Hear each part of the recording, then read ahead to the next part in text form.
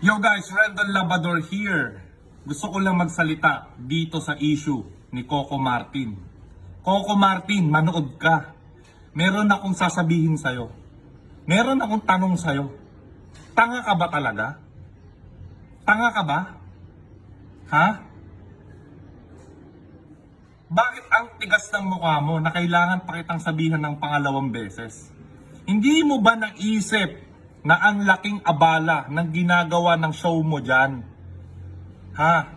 Hindi na kumikita yung Quiapo, yung mga vendors, yung mga maliliit nating negosyante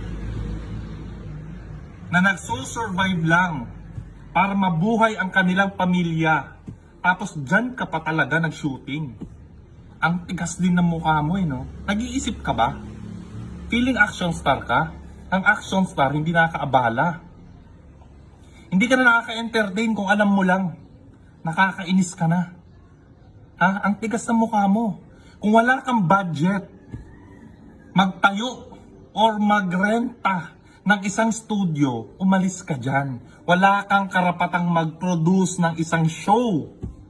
Ginamit mong studio, yung buong Quiapo na pagmamay-ari yan ng sambayanang Pilipino. Ginamit mo sa pansarili mong kapakanan. Enough ba yung binabayad mo dun sa vendors? Anong long-term effect niyan dyan sa Quiapo?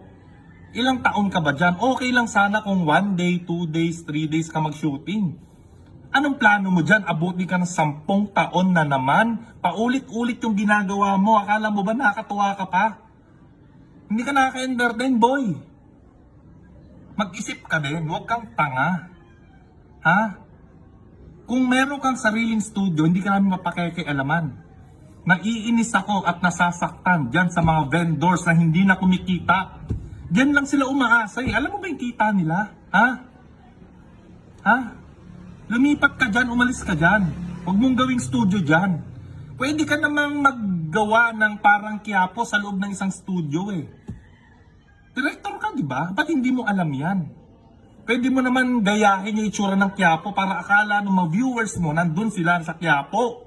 Ganun yung way. Huwag ka magpasikat dyan. Di ba?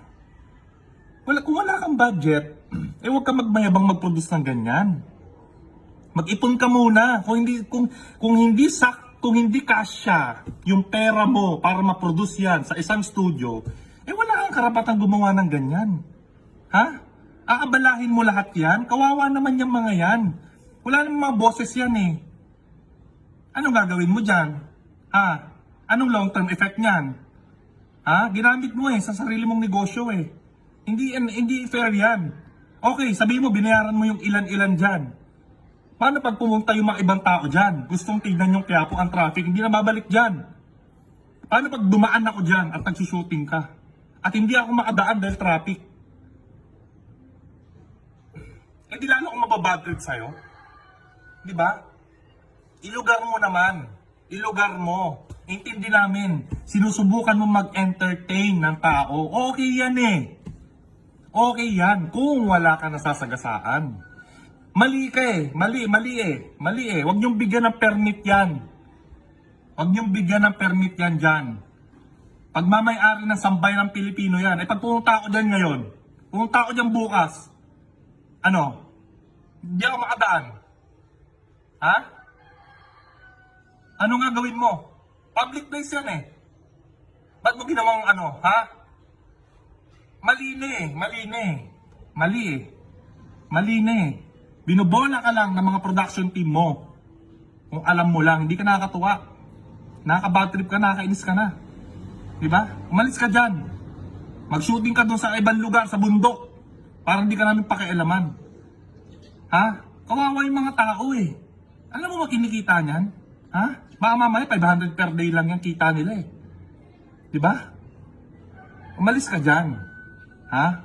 Umalis ka dyan. Umalis ka dyan. Huwag kang makipagpatigasan ng mukha. Ang totoong action star tumutulong. Hindi nakaka-istorbo.